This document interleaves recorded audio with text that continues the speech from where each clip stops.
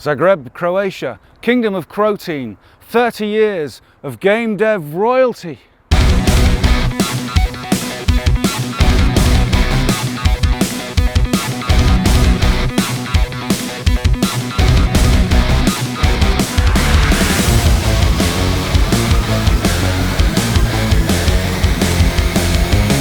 Have you ever had a long-term plan? No, never ever. One thing that I've heard a couple of times already, and it's the goal of making any game is for it to be successful enough to make the next game. Yeah, that's I've heard that in Jonathan Blow, amazing Jonathan Blow interview. That's exactly the truth. You know? It's not always easy. You have good times, bad times, but you know we are here, and the first 30 years. The first 30 years, yeah, the next 30 years was very good. exciting. It was very good, I would say. You know, bumping here and there, but still enjoying, going strong, looking forward, excited for the future. That's it. What things do you look back on and feel most proud of? I mean, it was amazing that we finished and delivered the game. Or any game? Any game, yeah. I'm talking about First Encounter. This is, you know, the part when I joined Croteam was in 1999. So once we got the deal, you know, with the Gather and Go developers, now it was time to prove ourselves. We can finish the game.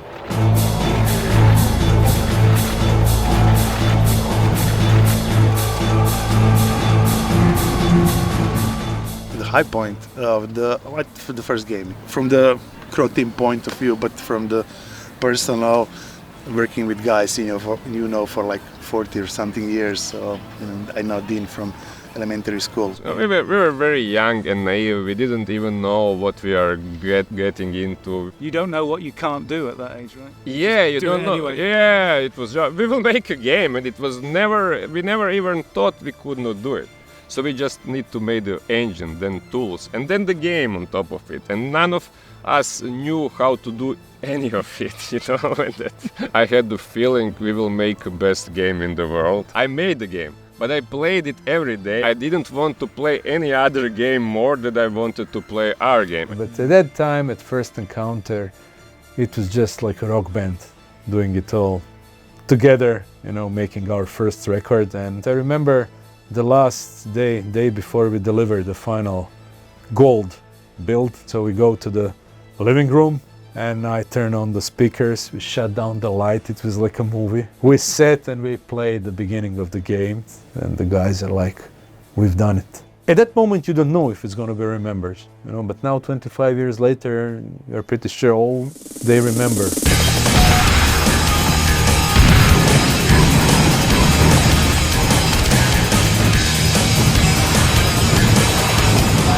What was the worst single moment that you can remember?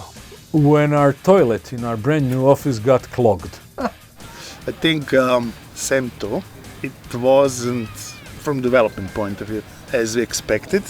I think it was different, not in bad way, different, but we didn't finish it properly, so it was really rushed. We had a very strict contract and we were very optimistic about the time in which we will make the game. We had to build a new engine completely from the scratch. And then after 2 years we ran out of money and then we had to continue without to pay for some time. And obviously we could not force everybody to work without the pay, and those who had families or credit debts for house or cars, they had to move on and work somewhere else. A year later we pulled it off, but we lost many quality talent, and it was a big hit for Croteam at that time, and I'm really sad. That story, as most of things in life, have a happy end, you know. Yeah. Some of those guys, they returned back with a new experience.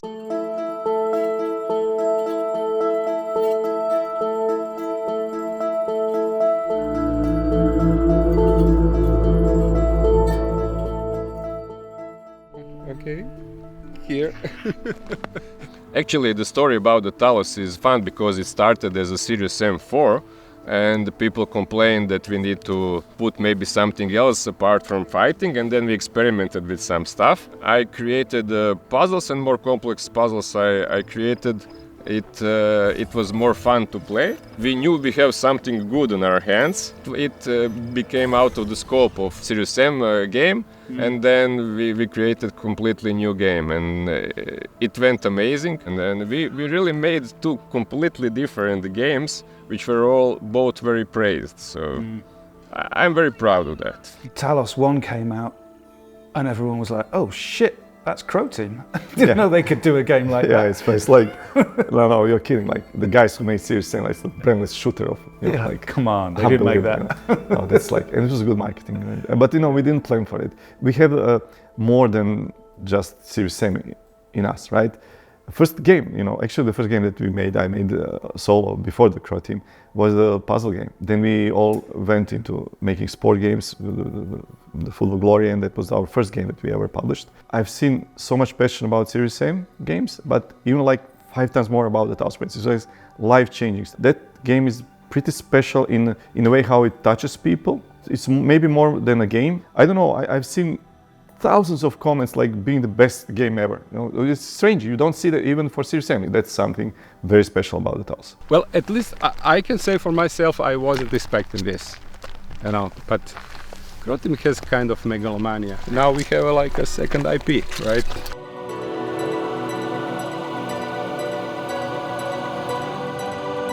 What does it mean to be part of Crow Team? What is it about Crow Team that's kept you here? It's an unusual company that has kind of very peculiar strengths and sort of things that interest them that they pursue, which also means that there is space for you to do things, i.e. like they trust you to write something like Talos 2, which has unusual themes for a video game and goes to unusual places, and they're like, okay, you do this, we'll do that. You have relative freedom to work and to just do stuff and get away with it. They listen to everybody's input, which isn't always a good thing, but it's also a good thing. Like, sometimes I feel like there isn't enough filter, but it's also nice because like everybody gets heard. Sometimes everybody gets hurt a little bit too much, and then we fight, and then we're a big family, and then hopefully we make up at the end. But it is nice that you can really bring your ideas to the table, and they will listen.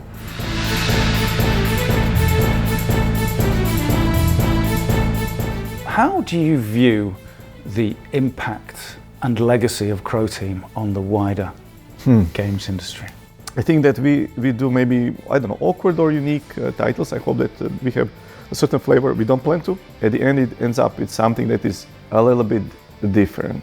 I can now see, for example, Serious Sam-ish gameplay as an adjective, when they review some new games, and if it's run and gun, fast shooter gameplay, I can often see in the reviews they say, oh, this have Serious Sam style gameplay.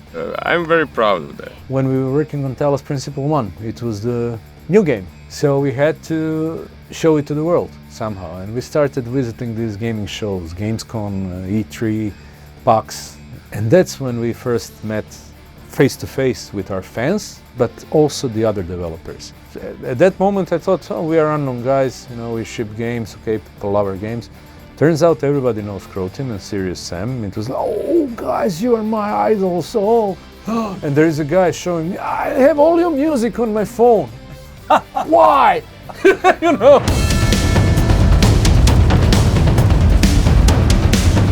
We did some work with other publishers back in 2008, 7, something like that. Yeah. And it was a different experience. With Devolver, we always felt these guys and girls are here to help us on our journey. Well, it now spans for, I don't know, almost 25 years, I guess. Yeah. They were part of the God Games when they recognized our talent and the quality of early Serious Sam prototype that we had. We signed for them, and that's how first Serious Sam was born. Because if it was not released at that date, we would probably had to scrap everything and go work somewhere else. 10 years later, those same guys who were in God Games, they formed the Devolver. At that time, completely new company, nobody knew about, and they asked us to release, if we want to release the Serious Sam 3 at that point for them. It was kind of tough decision because we were already a big name at that point, and we had a really interest from all the big publishers. But due to their contribution to our first game and being released, we wanted to help them as a start. We released Serious Sam 3, also the HD versions of our first two games, First Encounter and Second Encounter. The sales were great on all three titles. They got their name there, you know. If they were good enough for Crow Team and Serious Sam game, then why not the other games?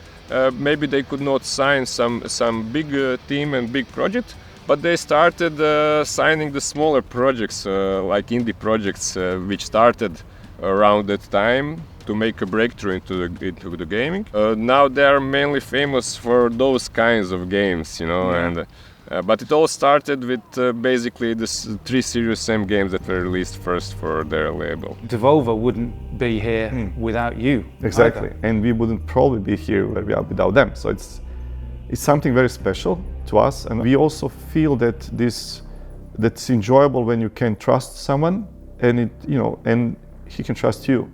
They're here like an extension of Crow Team. You know, we will make a game.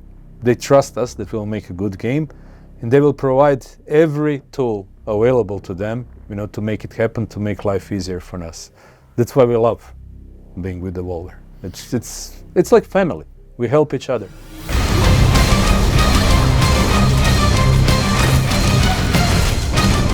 Where does Crow Team go now? It's a hard question. We have ideas. We don't have milestones or timeframes, sorry, Devolver. But we have ideas. It's all right, nothing's changed there. It's fine. Yeah, nothing's changed, but the ideas are great. I can't spoil any of the ideas, you know, they're different. Yeah. The Band of Brothers is strong and we have ideas, and you know what, these young developers, they have ideas. Okay. And we don't dismiss them. You're young, you don't know shit. Give me your idea. And this is amazing. The new guys that we've gotten in recently are very good.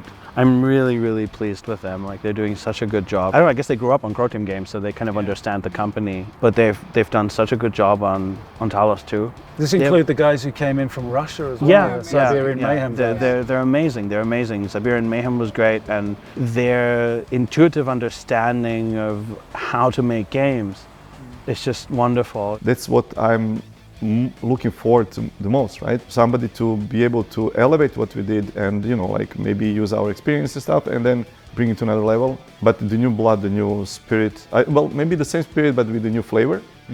I cannot wait to see that. And they remind us of us when we were so young. We are teaching them to be independent, you know. We are giving them guidance but not the orders. So they have lots of creative freedom. And I think that they can continue our legacy a long time into the future, and that Serious Sam game and Talos game and maybe some new IPs will be made even long after we maybe stop doing things. No, you have, how is it called, a successor. One day you can just, here is the key. Keep her running well. Okay. You know, so it's really beautiful to have such people that you know they can carry the torch. And as a company, you always want to expand your IPs. So Have more IPs? yeah, I think I mean, you've got two incredible properties now. But why not more? So we have some ideas, and we'll see where this is going to take us. There's been far too much teasing Yeah. these last couple of days. Yeah. I want something concrete. Well, I can't tell you, but in some free time we cooking something, so Nice. it has some nice potential. We'll see. Okay, so you're preparing the foundations for the next 30 years. Yeah.